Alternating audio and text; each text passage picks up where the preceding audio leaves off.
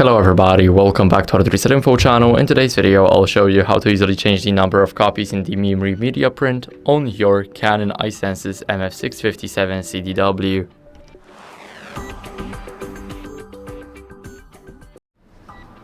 So first, what we need to do is we need to enter the menu. So the menu is right here.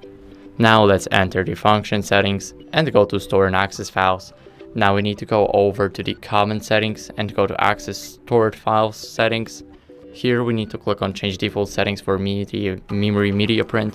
And here we have the number of copies, so you can set either 1 or 999, everything in between 2.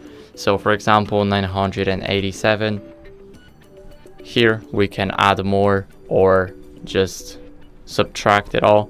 Then we need to click on Apply, and then we need to apply again, just to make sure that our settings are saved, because if we don't apply twice, then those settings may not save.